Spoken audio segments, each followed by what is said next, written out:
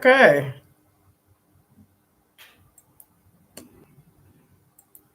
All right. So we had a bit of a glitch, a bit of a system error.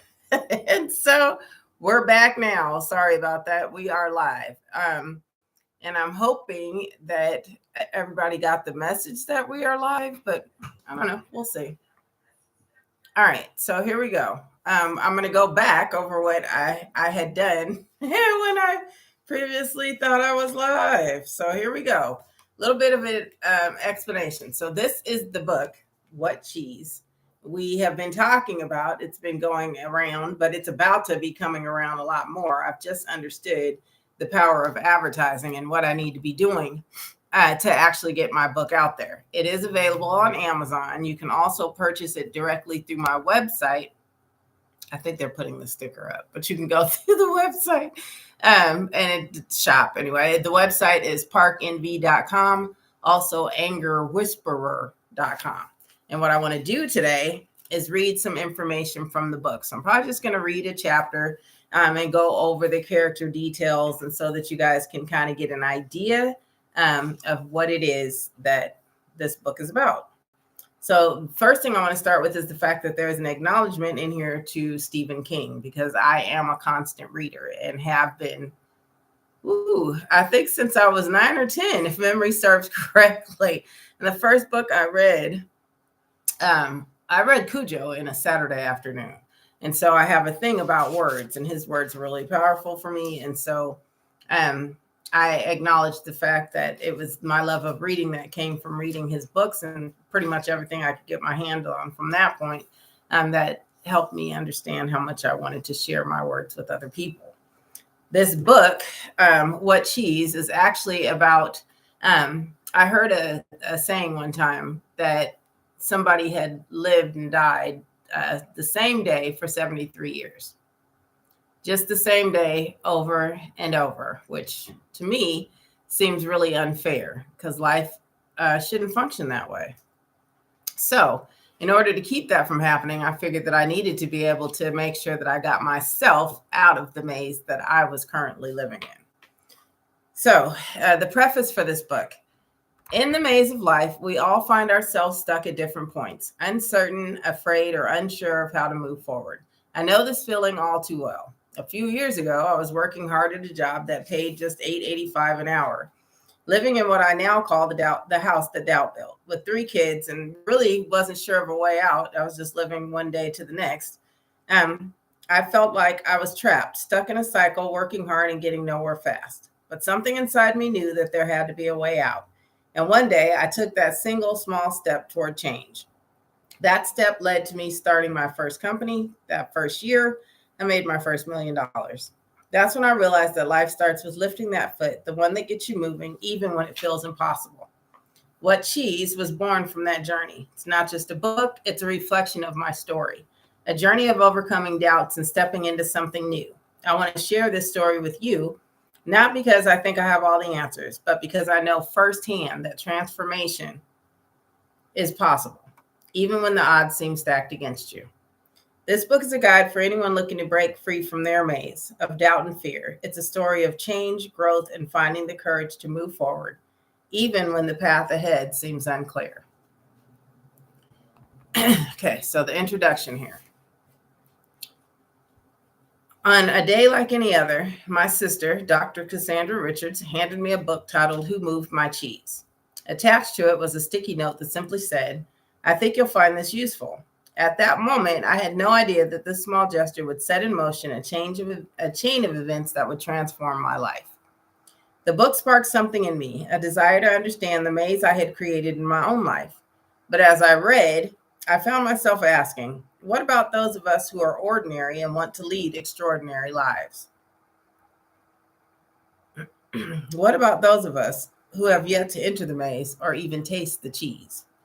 This book is for those, like me, who simply want to make it to the next step, to achieve more today than they did yesterday. It's for anyone who's looking to move forward, even when the path seems uncertain. In these pages, you'll meet characters who face challenges, doubts, and moments of clarity as they navigate their own mazes.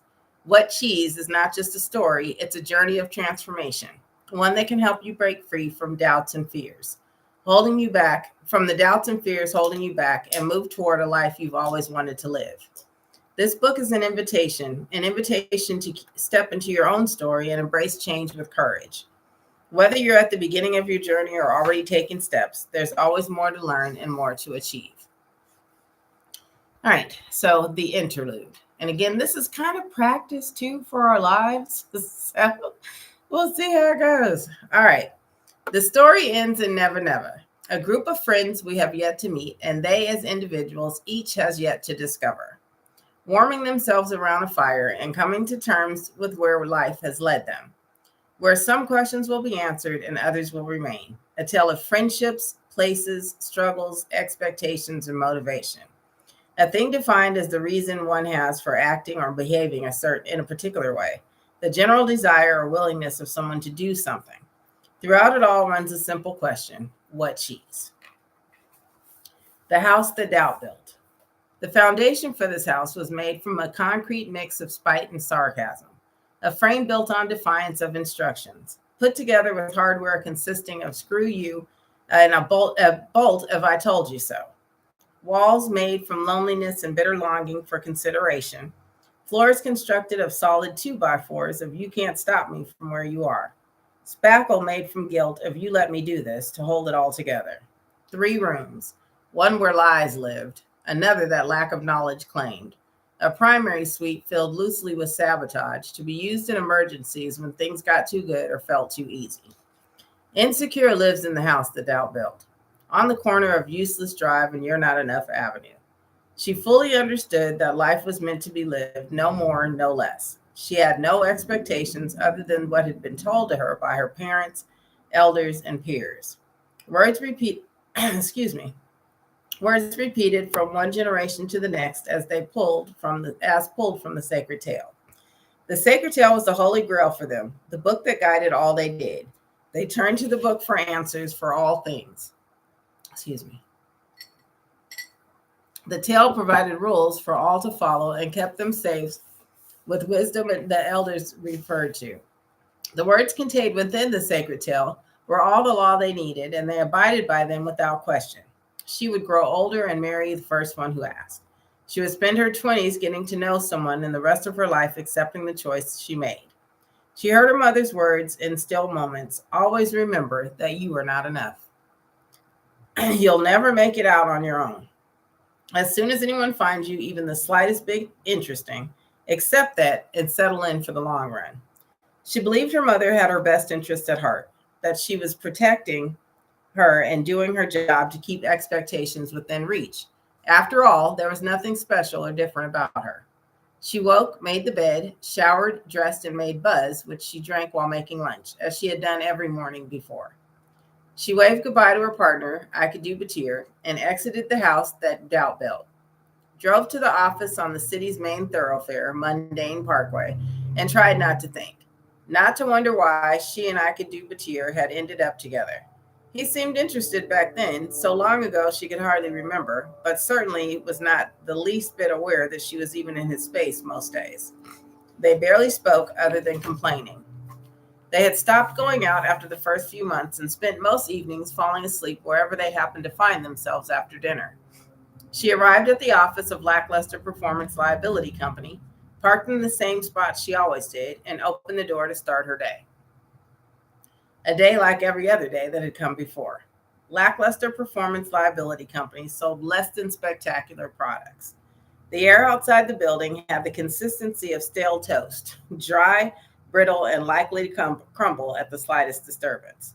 Dust hung suspended in the heat, reluctant to settle, as if even gravity couldn't be bothered to exert itself here. Somewhere far off, a buzzard circled lazily, searching for something less alive than itself. It circled often. The parking lot, if one could call a cracked expanse of sunburnt concrete a lot, was outlined with the faintest suggestion of white lines, ghosts of organizations from a time when many still pretended this place mattered. A single security camera tilted down from above the door, its lens stretched and sun-bleached, offering all the deterrence of an empty threat. Inside, the air conditioning worked with the desperation of a dying star. It whined softly, a long metallic sigh that echoed through the corridor like the ghost of forgotten office meetings. Fluorescent lights flickered overhead, not enough to illuminate, but enough to irritate. They cast a pallid hue on the linoleum floor, which bore the scuff marks of shoes that had walked without purpose for years. Insecure stood at her station, the corners of her mouth set in a line that neither frowned nor smiled, just existed, like everything else in the building. Her blouse, though once white, now hovered in that ambiguous zone between beige and regret. The slacks were functional in a way that a chair missing one leg might still technically be called seating. Her name tag had not only lost its letters, but also its will to identify. Mms is all it had left to say. She exhaled barely, just enough to keep the routine from suffocating her entirely. Insecure entered the building and walked to her cubicle where she would spend what felt like an eternity answering the calls of the less than impressed customers she served. The auto dialer granted her first call. It was consumiere. This call started as they all did. She recited the script, which she could say in her sleep. Why were your expectations set so high? What made you think that lackluster performance item would live up to a higher standard than it did? I can replace it with a similar model, but truly the best thing for all concerned is to lower your expectations to a realistic bar and be happy your item was at least delivered. Thank you for calling Lackluster Performance Liability Company, where we have lowered the level of expertise to ensure your relative satisfaction. Have a regular day, and I hope I have managed to help you see less potential than you did yesterday. After managing the 100 calls, as she did every day, never more and for now no less, Insecure rose from her chair, scurried to the end of the hall, and left. Time clocks were unnecessary, as she was paid a pittance of cheese for her less than standard work. She drove back along Mundane Parkway to the corner of Useless Drive and You're Not Enough Avenue to the house that Doubt built, currently occupied by her partner, Ikedu Batir. Tonight's activities would include dining on a tasteless meal and hours of scrolling to see what her peers and those she had come to follow from the net passed off as entertainment. She watched Food Bank and Pastagram for hours and mumbled goodnight. She prepared to start all over again tomorrow, solidly stuck on a cycle of rinse and repeat for the next however long. On this day, on the 100th call, Awareé was on the line. She had not bought any of the products that Lackluster provided and was not calling to complain about what went wrong, as they all did, but instead was calling to inquire about how it felt to work there. Stunned into silence for the first time in the entirety of her career, Insecure stared at her screen, unaware of the amount of time that passed and unsure how to respond to Awareé's unwarranted question. What did feelings have to do with this? Work was work. It earned her cheese. It was so easy she could do it with her eyes closed. It required little to no thought and extraordinarily little effort on her part. Then she heard, "Are you still there?" I thought maybe I lost the connection and realized that she had not spoken for a full 2 minutes into the call.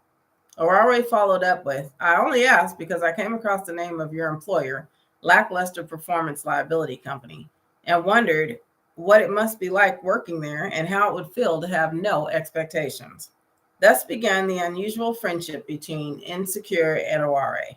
They were scheduled to meet for a walk a few days later and met at the Buzz Bumbler Cafe. The cafe was a small heaven. The smell of freshly brewing beans and delicacies filled the air, mixing with the soft hum of quiet conversations. It was a place where neighbors came to sit, reflect, and escape, perfect for a first meeting between two girls on the edge of something important. Awareé was the first to enter. She stepped in with a calm presence, her movements deliberate and fluid, as though they were in no rush to be anywhere but here. As she made her way toward a table by the window, her hand slipped into her pocket, pulling out a simple chain. She rolled it between her fingers, a quiet smile tugging at her lips as if some internal puzzle had just clicked into place. It was a small gesture, but one that signified her comfort in her own skin, something not easily seen by the world outside. She found a seat, placing the chain on the table in front of her, the cool metal glinting in the soft cafe light. Her eyes scanned the room, hopefully for the new friend she was meeting today. Insecure entered shortly after, hesitating at the door. She stood there for a moment, unsure of whether she belonged in this space. Her eyes darted around the cafe, avoiding anyone's gaze, feeling the weight of each of their stares as if they were silently measuring her. There was something almost perfect about her appearance. Her clothes were flawless, her hair neatly in place, but there was an underlying unease in the way she carried herself. Unease that came from looking in the mirror and wondering if you were enough. She spotted Awareé across the room and slowly made her way to the table. As she approached her, her eyes lingered on the floor, her steps uncertain. She sat down across from Awareé, her hands instinctively adjusting her clothing, smoothing out invisible wrinkles. Awareé took a moment to study her, her fingers still rolling the chain. She leaned forward slightly, her expression one of quiet understanding. She smiled, her voice soft but steady. You look like someone who wants to know the importance of taking that first step, Awareé said, her eyes bright with a mix of curiosity and encouragement. Insecure glanced up at her, startled by the observation. She felt her cheeks flush as if Awareé had somehow seen right through her carefully constructed masquerade. For a moment, Insecure couldn't find the words. She opened her mouth, then closed it again, unsure of what to say. I'm not sure what that means, Insecure replied quietly, her voice barely above a whisper. Aware's smile widened, and she gently placed the chain back into her pocket. It means that even when you're scared, especially when you're scared, taking that first step is what makes the difference. You don't have to know everything. You just need to move forward. There was a moment of silence between them, and Insecure's hands fidgeted with the edges of her sleeves. She wasn't used to people speaking so directly to her, but there was something calming about Aware's presence. It made her feel seen, even in the chaos of her own thoughts. I've been stuck for so long, Insecure admitted, her voice shaking just a little. I didn't even know where to start. Awareé nodded, her expression never changed. Start with one small step. It doesn't matter how big the change is, just take it, and the next, and the next. Insecure looked down at her hands, feeling a strange sense of relief washing over her. For the first time in a long time, the idea of taking a step forward didn't seem so impossible. I guess I can try, Insecure said, her voice firmer this time. Good, Awareé said with a nod. That's all any of us can do. All right, and that is the first chapter of the book. So, with all of those things, the characters and the names and things that are in there, the reason that that Insecure lived in the house that doubt built is because sometimes we're just unsure of exactly what it is that we want to do. And if we doubt everything and move through life with questions, those are the things that happen and the things that arise. So the cast of characters in this book so far, we've only met Insecure and Awareé, and I could do Batir, but he doesn't count. I'm sure it's this. Yeah. And even though I could do Batir stands for I could do better. That's what he thinks. Insecure actually stands for insecure, not confident or assured, uncertain, and anxious.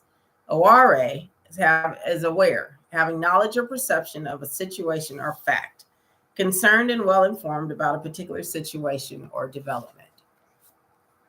Those are the things those are the characters that are listed in this book, the first two. And so there are a total of 12 different characters that go through 12 different emotions almost, and things that happen in our heads, and what happens in the maze that we live in, and how we can assure that we're able to make it out. Next week, what we're going to do is we're going to have the workbook in here as well, so we can go through some of the journaling, how to understand how to move forward from one place to the next, and how to make each day different so that we're not living that same day over and over again for the next 73 years. All right. So with that being said, this is actually our second live. We are going to try to do this on a regular basis. I hope that you guys have been entertained by the reading. For anyone who's in here, because we're live, drop in the chat if you're able to, what your biggest blockage is in your maze. Mine was figuring out exactly what to do. So I wasn't sure. I was unsure. I guess that was my biggest thing that was keeping me stuck where I was doubt and being unsure of how to move forward. So if you want, go ahead and drop it in the chat if you're able to. And if not, make sure that you carry that with you throughout the week. Figure out exactly what it is that's blocking you. What if you didn't have anything, if you weren't afraid of anything, what would you be doing? If fear wasn't restricting you or keeping you from doing anything else, what would you do? Time. That's awesome. That's a good one, because we only have 24 hours in a day. So yeah, will you have the time? That's an awesome one, because again, with all the things that we do, with the fact that we are, you would be a neurosurgeon. Oh, that's awesome, Riley. That's awesome, because yeah, it's all a matter of time, timing, education, taking the time to go through school and make those additional hours happen in the day, because sometimes it feels like we're juggling and 24 hours just isn't enough. All right. So we are going to wrap it up. Thank you so much for coming in. Thank you so much for being with me and going through these things. And remember to use I want to say a positive affirmation, something that's going to be able to motivate you. Remind yourself that you are enough, that you already contain everything that you need to move forward. And then intentionally manifest the next steps that you want to be able to take. All right. And so, what we're going to do moving forward, we are going to move these things from Saturdays to Wednesdays also. Remember that you'll find me. I am the Anger Whisperer. And I think on YouTube, it's at Anger Whisperer. For those of you who have subscribed, thank you very much for your subscriptions. For those of you who are new to this, come in and find us. I'm an anger coach. I'm also an author. And we have a podcast that happens every Thursday at 6 o'clock. This week we are talking about, or last week we talked about the 5 biggest mistakes that people make when handling conflict. This week we are going to be talking about the Peace Manifestation Toolkit. So I will see you guys there. This will be available for replay as well for anyone who just came in at the tail end of it. And we will see you next time. Thank you so much for joining us. All right. And then I think we just end the stream there. There we go.